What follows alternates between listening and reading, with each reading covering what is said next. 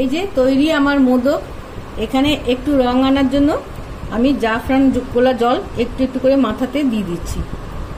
আপনাদের ইচ্ছা হলে আমি আগেই বলেছি বিভিন্ন রকম ফুড কালার দিতে পারেন, কিন্তু আমি এখানে ফুড কালার ইউজ করছি না, যেহেতু এটা আমার বাড়িতে তৈরি।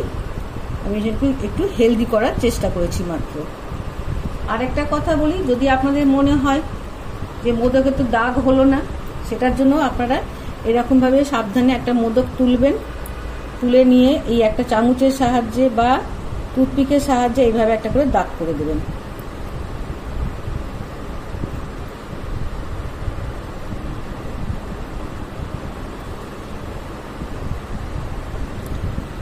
দেখুন দেখুন কি সুন্দর দাগগুলো হয়েছে একেবারে।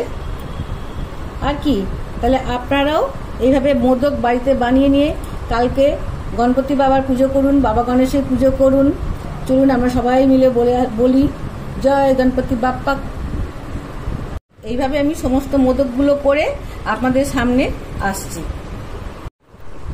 এবারে দেখুন আমি আস্তে আস্তে এটাকে আবার মোদকের আকার দিচ্ছি হাতেই।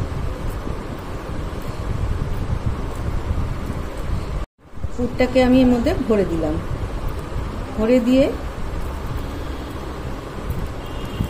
আবার আমি ঠিক ওইভাবে গোল করে নিচ্ছি। এবার আমি এটাকে একটু ওপর দিকে তুলে মোদকের আকার দিচ্ছি। দেখেছেন? আপনাদের আরো একটা করে আমি দেখাচ্ছি।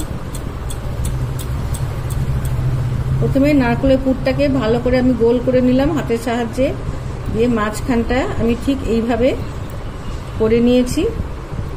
করে নিয়ে আগে থেকে করে রাখা পুর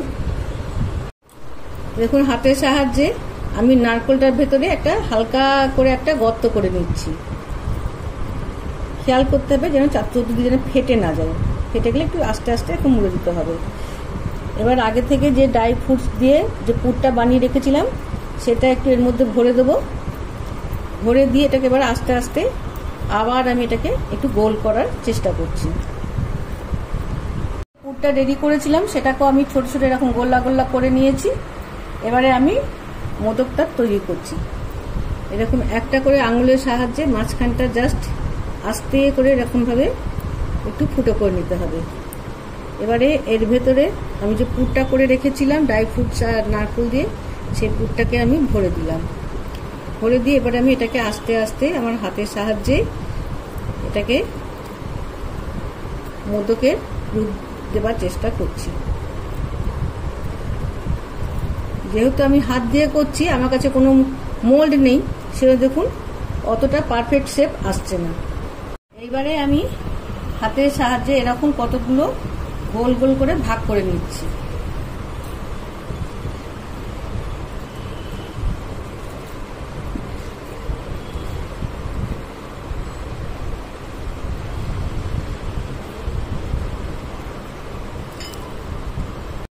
আমি এবার এখানে আগে থেকে গুলে রাখা জাফরানটা এখানে ব্যবহার করছি, তাহলে রংটা একটু ইয়েলোইশ আসবে। আপনারা এর বদলে ফুড কালারও ব্যবহার করতে পারেন। ব্যাস হয়ে গেল। এবার আমি নামিয়ে এটাকে একটু ঠান্ডা করব। তার মধ্যে আগে থেকে এই গুঁড়ো করে রাখা কিছু ড্রাই ফ্রুটস আমার কাছে ছিল, আমি সেটাও দিয়ে দিচ্ছি। আপনারা ইচ্ছে করলে ড্রাই ফ্রুটসের জায়গায় আরো অনেক কিছু ফ্রুটস দিতে পারেন। আমি এখানে দিয়েছি কাজু, আখরোট, পেস্তা আর কাঠবাদাম। এবার আমার পুর রেডি। আসছি একটুখানি পরে।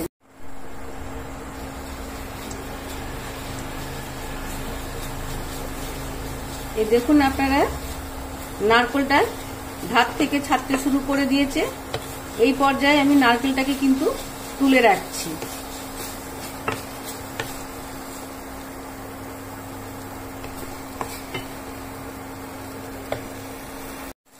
এবার আমি এখানে আস্তে আস্তে করে কিছুটা গোলা দুধ দিয়ে দেবো। মানে গোলা দুধ মানে দুধটা আগে থেকে আমি গরম করে ঠান্ডা করে রেখেছিলাম। যদি আপনাদের কাছে এমনি দুধ না থাকে তাহলে পাউডার দুধও গরম জলে গুলে ব্যবহার করতে পারেন। আর একটু লাগবে। এবার আমি এটাকে কনস্ট্যান্ট কিন্তু নাড়বো। ফ্লেম কিন্তু আমার লো টু মিডিয়ামে আমি রেখেছি, কারণ বেশি আঁচে রাখলে নারকোল তলায় ধরে যেতে পারে। দুধটা এবার শুকিয়ে আসছে এবং যখন একদম নারকোলটা ধার ছেড়ে দেবে আমি তখনই কিন্তু এটাকে নামাবো। এই দেখুন নারকোল আর চিনিটা একদম মিশে গেছে, চিনিটা গলে গেছে। চিনিটা যেহেতু গুঁড়ো ছিল, এখানে কিন্তু গুঁড়ো চিনিটি ব্যবহার করতে হবে। এবার আমি এখানে দিয়ে দিচ্ছি ওই রকমই হাফ বাটি মতন গুঁড়ো দুধ।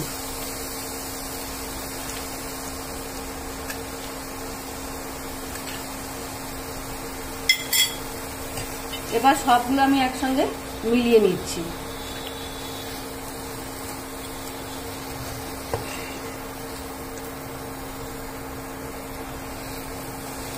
এই দেখুন বেশ সুন্দর পাক হয়ে এসেছে, খুব সুন্দর পাকটা হয়ে গেছে। আমি আরেকটুখানি পাক দেবো।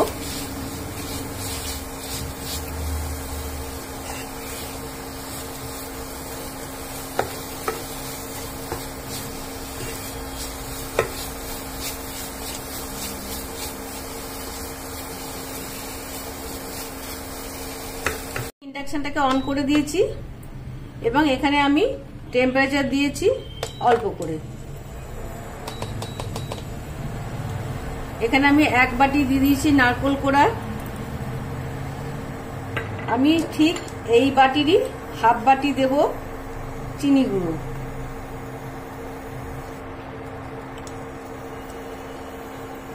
যে মিষ্টিটা কিন্তু আপনারা আপনাদের প্রয়োজন মতন কমাতে বাড়াতে পারেন। এবারে আমি এটাকে এখন নাড়তে শুরু করলাম। নমস্কার, আমি আগামীকাল গণেশ চতুর্থী, সেই উপলক্ষে আমি মোদক বানাচ্ছি বাড়িতে আমার যা জিনিস ছিল সেই দিয়ে, এবং সেগুলো আপনাদের সঙ্গে আমি শেয়ার করছি। চলুন দেখি তাহলে আমি কি নিয়ে নিয়েছি। আমি নারকোল কোড়া দিয়ে করব, সেজন্য নারকোল কোড়াটা